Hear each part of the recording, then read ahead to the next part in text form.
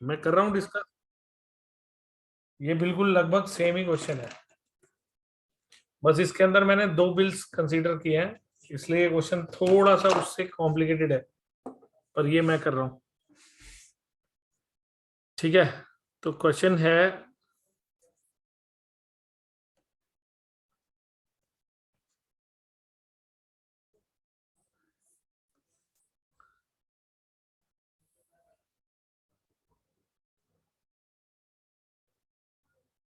ठीक है, क्वेश्चन है on January 1, 2015, X sold goods to Y for 60,000 and draws 2 bills for 40,000 3 months and 20,000 4 months. तो 1 जनवरी 2015 को goods बेचे हैं एक्स ने वाई को। Y2 sales 60,000 60,000। Is it clear? Yes, sir. ठीक है, Yes, sir. तो 60,000 की सेल हुई, जिसको वाई ने अपनी बुक्स में एज अ परचेज रिकॉर्ड कर लिया। उसके बाद लिखा है and draws 2 bills for 40,000 and 20,000 which is accepted by Y. तो bill receivable 1, bill receivable 2 to Y 1 जनवरी। Is it clear? Yes, sir.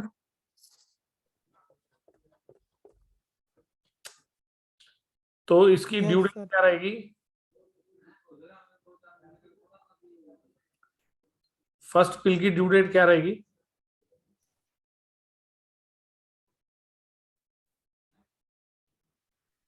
Sir, 4 April. Sir, April 4.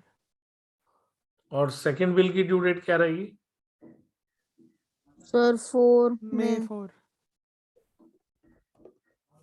ठीक है, right. Yes, sir.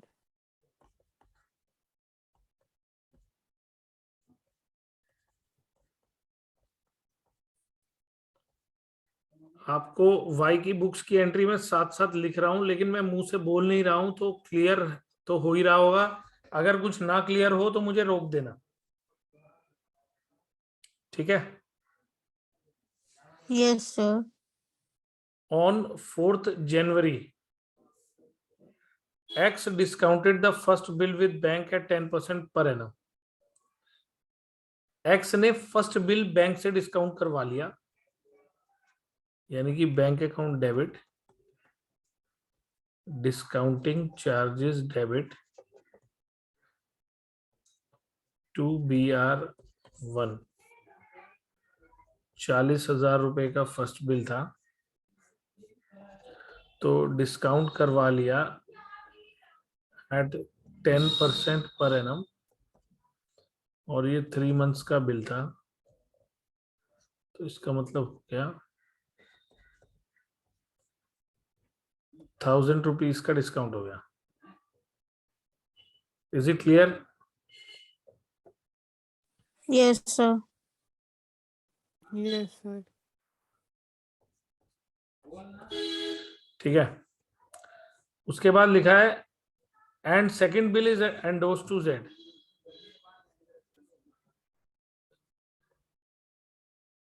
Second bill Z को दे दिया गया,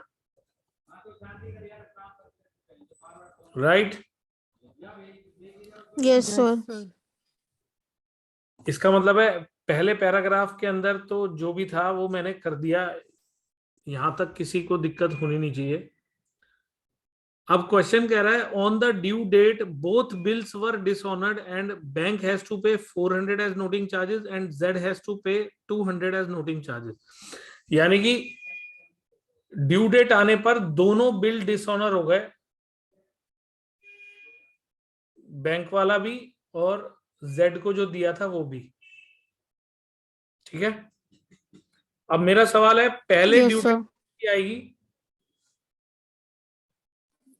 Sir, wire to bank.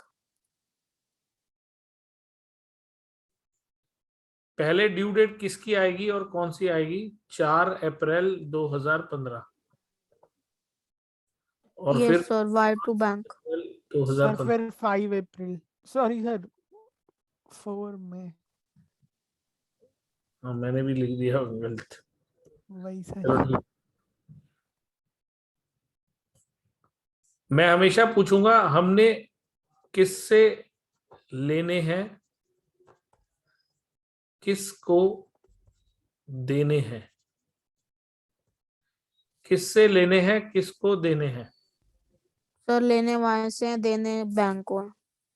तो Y to bank हो गई हमारी डिसऑनर की, इसकी बुक्स में एंट्री, एक्स की बुक्स में, और सेकंड बिल डिसऑनर होने की एंट्री हो गई Y to Z. Y to Z.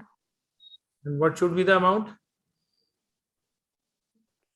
Sir, 2200. 2200. Sorry, 20,200. Y to bank वाले का अमाउंट हो जाएगा 40,000 प्लस प्लस 400। 400 के नोटिंग चार्जेस, और इसमें हो जाएगा 20,000 प्लस 200 के noting charges, right? Yes Yes, sir. ये तो थी एक्स की बुक्स में। वाई की बुक्स में 4 अप्रैल को और 4 मई को डिसऑनर होंगे दोनों बिल्स, तो एंट्री होगी bills payable 1, noting charges debit to X, bills payable 2, noting charges debit X. यानी कि 40,000 का बिल ड्यू हुआ, 400 के नोटिंग चार्जेस भरने पड़ेंगे, 400 रुपए की लायबिलिटी बन गई। 20,000 का बिल खत्म हुआ, 200 रुपए के नोटिंग चार्जेस भरने पड़ेंगे, 200 की लायबिलिटी बन गई। Is it clear Yes, sir. Everyone? Yes sir. बाकी लोग, 2 ही लोग बोल रहे हैं, बाकी लोग हैं? Yes sir. हाँ, कोई चीज भी ना समझ में आए तो मुझे उसी वक्त रोक देना, ठीक है? मैंने रिकॉर्डिंग शुरू की थी ना, पता लगे रिकॉर्डिंग नहीं शुरू की थी। सर शुरू है। ठीक है, तो इसका मतलब है कि ये वाला मेरा सेकंड पैराग्राफ का भी डिसऑनर वाला पार्ट सब कंप्लीट हो गया यहां तक, ठीक है? अब कहानी क्या है, अब यहां से सुनना ध्यान से, यहां तक तो वही है जो हमने अब तक समझ रखा था। अब इसके बाद ना वाई ने एक्स से कहा कि मेरे को ना थोड़ा और टाइम दे दो, मतलब जो जो केस आपने मेरे ऊपर किए हैं उन केस को वापस ले लो और मुझे थोड़ा सा वक्त और दे दो। ये सब लिखा नहीं है क्वेश्चन में, मैं अपने आप से बोल रहा हूं, बना के स्टोरी बना के बोल रहा हूं। वाई ने एक्स से कहा कि भाई मुझे थोड़ा सा टाइम और चाहिए। एक्स ने कहा कि मैं नहीं दूंगा, कोर्ट में बात करेंगे। लेकिन वो वाई जो है वो एक्स के पैर पड़ गया, उसने एक्स से बहुत माफी मांगी कि मैंने, मतलब मैं जानबूझ के डिसऑनर नहीं किया, ये हुआ वो हुआ फलाना ढिकाना जो भी है। तो एक्स मान गया, मगर किस कंडीशन पर माना? X agreed on the condition that Y has to pay 20,000 out of the amount due. मतलब 20,000 तो अभी के अभी देना होगा उसको। पैसे हमने उससे लेने कितने हैं? Sir sir 60,600। Yes sir 60,000। तो जो अमाउंट ड्यू है उसमें से 20,000 तो उसने हमें अभी देना है, ये एक्स ने Yes, उसके sir. सामने शर्त रखी, प्लस नोटिंग चार्जेस, यानी कि 600 रुपए के नोटिंग चार्जेस भी उसको अभी देने पड़ेंगे हमें इन हैंड आज की डेट में, ठीक है? तो अगर वो 20,600 रुपए हमें अभी दे देता है तो बचे कितने उसके ऊपर? 40,000। सर 40,000। तो वो इंटरेस्ट ऑन बैलेंस अमाउंट, मतलब 40,000 का इंटरेस्ट भी उसे हमें आज ही देना होगा, राइट नाउ। ठीक है सर हाँ जी बोलो। सर 400 के नहीं है नोटिंग चार्जेस? 400 रुपए के नोटिंग चार्जेस ये वाले हैं और 200 रुपए के नोटिंग चार्जेस ये वाले भी तो हैं। दो बिल थे ना, ओके सर, यस सर। दोनों बिलों के नोटिंग चार्जेस मैं उससे लूंगा, प्लस 20,000 लूंगा, प्लस बाकी के बैलेंस बचे हुए अमाउंट का इंटरेस्ट भी मैं उससे कह रहा हूं कि तू मुझे आज के आज इंटरेस्ट भी दे दे उसका। बस 40,000 रह जाएगा, उसका मैं नया बिल बनाने को तैयार हूं। ऐसा एक्स ने शर्त रखी। ठीक है, अब दो बातें होंगी। अगर वाई मान गया तो कहानी आगे बढ़ेगी, और अगर वाई नहीं माना इस बात के लिए तो फिर केस लड़ना पड़ेगा उसको। मतलब फिर तो कॉन्सेप्ट यहीं खत्म हो गया, अब तो फिर जो कोर्ट फैसला देगा वो होगा। ठीक है, लेकिन क्वेश्चन ने हमें बोला अगले पैराग्राफ में कि Y paid the above amount immediately. अभी मैं इतना रुक के बोल रहा हूं, वाई ने हमें कितना अमाउंट दिया? Sir sir 40,600। नहीं नहीं नहीं नहीं नहीं नहीं, सर, वो इंटरेस्ट भी तो होगा 60,000 का, नहीं 20। सर एक सेकेंड। सर 40,000 का 6% इंटरेस्ट लगेगा ना, आगे की लाइन लिखा है एंड तो 40,600। यार 40,600 कहां से आ सर गया? 20,000 देने प्लस 600 नोटिंग चार्जेस प्लस 40,000 का 6%। 3 महीने के लिए गौरीश। हाँ मतलब सर 3 महीने। हाँ मैं ना यहाँ पहले 40,000 का 6% निकाल रहा हूँ। सर 600 रुपये होगा मेरे ख्याल। 600। ठीक है ना, 3/12 तो ये हो गया, ये कैंसिल हो गया और ये हो गया, यानी कि सर 600 रुपए का सर इंटू। 21200। Yes sir 2120। 21200 देने हैं। ठीक है, लेकिन जो इंटरेस्ट है अभी तक मैंने बुक्स में इंटरेस्ट को तो कहीं शो किया ही नहीं हुआ ना। Yes sir. तो सबसे पहले इंटरेस्ट की ड्यू करने की एंट्री होगी। मतलब सबसे पहले मुझे इंटरेस्ट ड्यू करना होगा बुक्स में, और फिर रिसीव्ड की एंट्री होगी। ये दो एंट्री ऐसे ही बनती है, पहले इंटरेस्ट को ड्यू दिखाना होगा एंड देन रिसीव्ड दिखाना होगा। आपने जो 600 रुपए का इंटरेस्ट कैलकुलेट किया है, पहले मैं उस इंटरेस्ट को ड्यू कर रहा हूं, तो उसकी एंट्री ये है, वाई टू इंटरेस्ट 600 रुपए। ये एंट्री जो मैंने बनाई है ये इंटरेस्ट ड्यू करने की बनाई है। अच्छा मैं आपसे एक सवाल पूछता हूं, सैलरी ड्यू होती है तो क्या एंट्री होती है? Due but not paid. Sir outstanding salary to salary. गलत Yes, बोल रहे sir. हो, गलत बोल रहे हो। Sir salary salary to outstanding salary. यानी कि सैलरी एक्सपेंस हो गया, आउटस्टैंडिंग सैलरी लायबिलिटी हो गया, यही मतलब। Yes sir. और यस अगर सर। अगर इससे उल्टा सोचें कि इंटरेस्ट ड्यू हो गया मेरा बट नॉट रिसीव्ड, तो क्या एंट्री होनी चाहिए? सर आउट वो एक्रूड इंटरेस्ट टू इंटरेस्ट। तो मैंने टू इंटरेस्ट तो यहाँ पे लिखा ही है क्योंकि वो मेरी इनकम है, right. Yes sir. Yes sir. लेकिन एक्रूड इंटरेस्ट को मैं अपना असेट मानता हूं ना, यस सर। तो मैं ना उसको एक्रूड इंटरेस्ट को असेट मान रहा हूं, लेकिन मैं वाई के नाम से उसको डेबिट कर रहा हूं क्योंकि मैं वाई को अपना डेटर बना रहा हूं इंटरेस्ट की अमाउंट के बराबर का। समझ गए? Yes sir. Yes sir. समझ गया। देखो ऊपर वाली दोनों एंट्रियों में मैंने वाई को डेबिट किया ना, इधर किया 40,400 यस सर। से, इधर किया 20,200 से, और इधर किया 600 से। इसका मतलब है इन तीनों एंट्रियों का मतलब ये निकला कि मैंने y को अपना डेटर बनाया है 40,400, 20,200 एज वेल एज 600, यानी कि 61,200 से। टोटल डेटर बन गया वो मेरा। ठीक है, यस सर। तो अब उसने मेरे को एक तो 20,000 देने हैं, एक 400 और 200 के नोटिंग चार्जेस देने हैं, और 600 का इंटरेस्ट देना है। यही देना है ना उसे मुझे, 3 चीजें। Yes sir. तो कितना अमाउंट बना? 21200। तो उसकी एंट्री होगी cash account debit to Y 21,200 21,200। ये सबको क्लियर हुआ? Yes sir.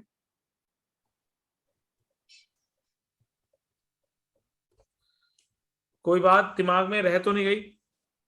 No sir. अब ये तो थी 2 एंट्रीज इंटरेस्ट और पैसे रिसीव होने की एक्स की बुक्स में। अब इसको वाई की बुक्स में बनाएंगे, तो क्या बनाएंगे ध्यान से देखना।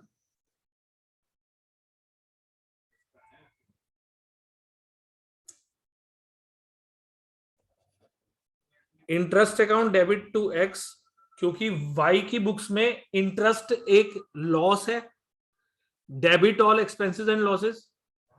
और 2x इसलिए किया क्योंकि उसके लिए लाइबिलिटी क्रिएट हो रही है, उसने x को देने हैं, मतलब y ने x को पैसे देने हैं, राइट?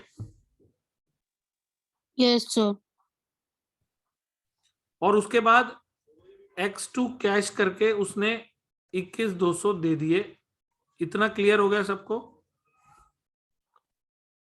Yes sir. यस और सर। Taranya yes sir. और कौन कौन है ग्रुप में? खोलने दो, रुक जाओ। Divyansh, yes sir. Aryan, Nikita, clear हुआ? Yes sir. देखो मेरी पूरी कोशिश ये है कि मैं इस कॉन्सेप्ट को जितना सिंपल तरीके से बता सकता हूं उतने सिंपल तरीके से बता रहा हूं, साथ साथ एक्स की साथ साथ वाई की। अब ये इसको मैं बोलूंगा the lengthiest question of this chapter. अब इसके अंदर एंट्रियां कम की जा सकती हैं, मगर इससे ज्यादा एंट्री कोई टीचर घुसाता नहीं है एक क्वेश्चन में। समझ रहे हो बात? तो सर ये क्वेश्चन कितने मार्क्स का आ जाता है? अगर एग्जैक्टली सेम क्वेश्चन आया तो वो, अगर खाली एक्स की बुक्स मांगेंगे तो वो 8 मार्क्स में मांगते हैं, 8 मार्क्स में। मतलब मैंने खुद किसी स्कूल में ऐसा देख रखा है। बट अगर और कोई, सर वाई की मांगेंगे तो 16। हाँ 16 कह लो, या फिर अगर वो भी 8 या मान लो 10 मार्क्स बोल दिए, तो उसमें बस टीचर की सोच ये हो जाती है कि ये एंट्री 1/4 मार्क्स की, ये एंट्री हाफ की, ये एंट्री 1 की। मतलब जो इंपॉर्टेंट एंट्री है वो ज्यादा नंबर की, और जो लेस इंपॉर्टेंट है वो 1/4 या हाफ मार्क्स की, ऐसे कर देते हैं टीचर। यानी कि ओवरऑल मिलाकर वो एक्स की बुक्स को 5 मार्क्स का बना देते हैं और वाई की बुक्स को भी 5 मार्क्स का, तो अल्टीमेटली 10 नंबर की का दे सकते हैं। समझ रहे हो बात आप मेरी? It all depends on. Yes sir. हाँ जी बोलो। सर ये 4 मार्क्स में आ सकता है क्वेश्चन है, एक की बुक्स मांग ले तो? बिल्कुल आ सकता है। मतलब अगर टीचर ये कह दे कि भाई ये 8 एंट्रियां बनेगी और आधे आधे नंबर की सारी एंट्रियां, तो फिर बन गया 8 नंबर 4 नंबर का क्वेश्चन।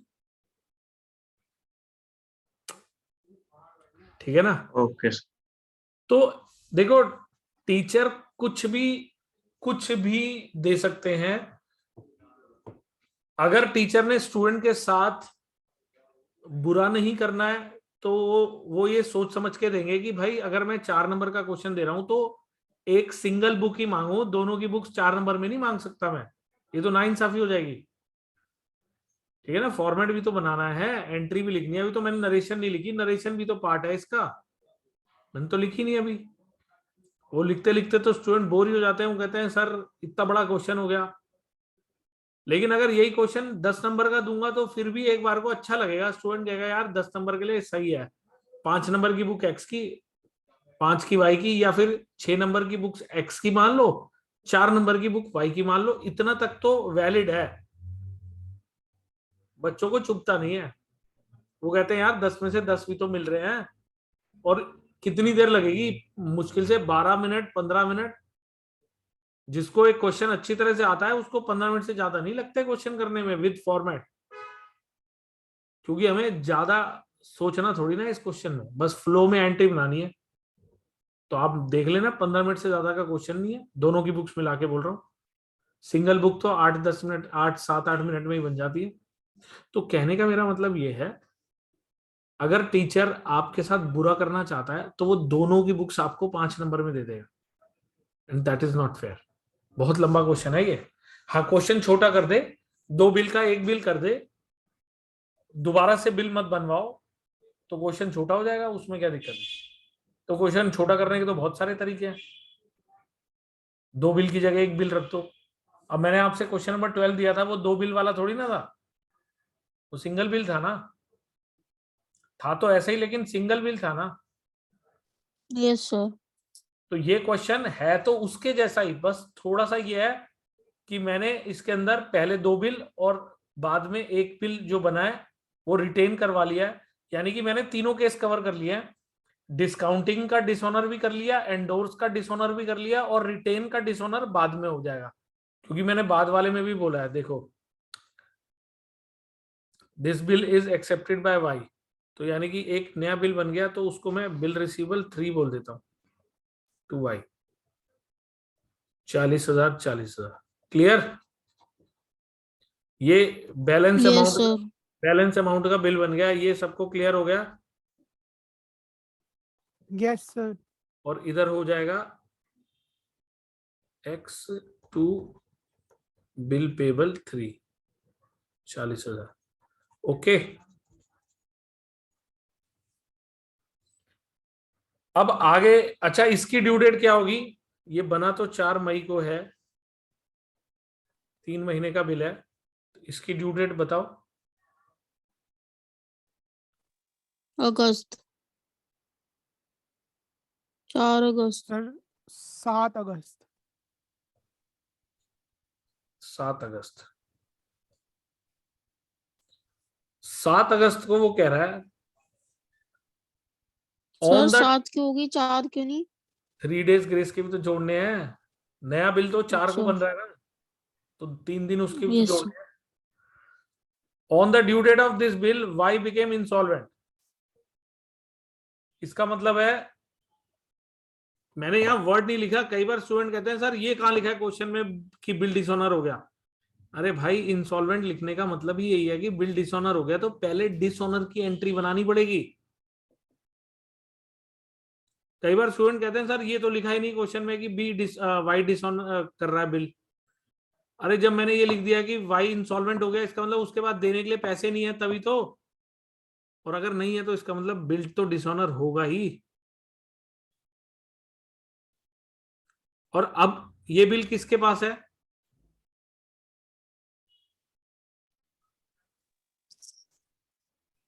सर अब, कौन सा, थर्ड? हाँ, थर्ड बिल किसके पास है? X सर एक्स के पास ही है। यानी कि हमारे पास है, क्योंकि हम एक्स बनकर चल रहे हैं ना अभी तक तो यस सर। हम ये बोलेंगे ना कि बिल हमारे पास है। इसका मतलब हमने रिटेन किया हुआ था ना तीसरा बिल, मतलब ये जो बिल बना था ये हमने किसी को डिस्काउंट या एंडोर्स तो नहीं कराया था ना दोबारा से, तो इसका नो मतलब ये सर। था। तो अब ये वाला बिल जो है ये डिसऑनर हो गया, तो इसका मतलब है एंट्री बनेगी वाई डेबिट टू BR3, मतलब रिवर्स एंट्री हो गई, और टू कैश। यहाँ पर ये 200 रुपए नोटिंग चार्जेस के आ जाएंगे, 40,000 रुपए नए बिल के, 40,200 हमने उससे लेने हैं। ये क्लियर हुआ? Yes sir. Yes, sir.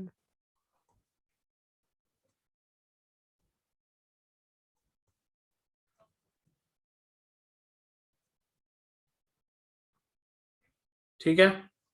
अभी उसने लिखा है and only 40% amount is recovered in full and final settlement.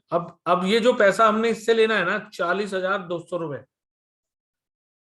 इसका 40% अमाउंट हमको आज मिल गया और बाकी का लॉस हो गया। तो cash account debit, bad debts account debit to Y 40,200, इसका 40% अमाउंट यहाँ पे आ जाएगा, 60% अमाउंट यहाँ पे आ जाएगा, जो भी आएगा वो आप निकाल के डाल लेना, मैं बस एंट्री लिख रहा हूं।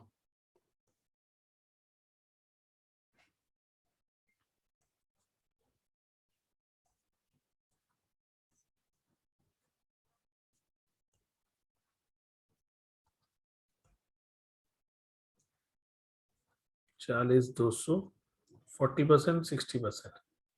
अब मैंने यहाँ पे क्रेडिट में लिखा है to profit and loss account. ये प्रॉफिट एंड लॉस अकाउंट जो है ये बुक्स में लिखा हुआ है, इसलिए मुझे लिखना पड़ा, लेकिन ये अभी आगे चलकर सीखने को मिलेगा जब हम फाइनल अकाउंट्स का चैप्टर करेंगे कि trading account, profit and loss account और बैलेंस शीट, ये तीनों चीजें क्या होती हैं। तो उसमें उसकी एक टर्म यहाँ यूज हो रही है, प्रॉफिट एंड लॉस अकाउंट। तो अभी आप ये मान के चल लेना कि जो 60% वो हमको नहीं दे रहा है उसके लिए वो प्रॉफिट है, और वो उसको प्रॉफिट एंड लॉस अकाउंट में डाल रहा है, क्योंकि उसे वो पैसे नहीं देने पड़ रहे, मतलब उसने अपनी बुक्स में प्रॉफिट एंड लॉस अकाउंट में डाल दिया। मैं समझाऊंगा प्रॉफिट एंड लॉस अकाउंट। हम भी ये जो बैड डेब्ट्स है ना 60% के, ये जो आपको 60% के बैड डेब्ट दिख रहे हैं, ये भी हम लोगों ने प्रॉफिट एंड लॉस अकाउंट में ही डालने हैं बाद में जाके। सर हम हाँ जी। इसको मतलब अगर अभी सोचे तो लॉस अकाउंट मतलब प्रॉफिट एंड लॉस अकाउंट में क्रेडिट करेंगे।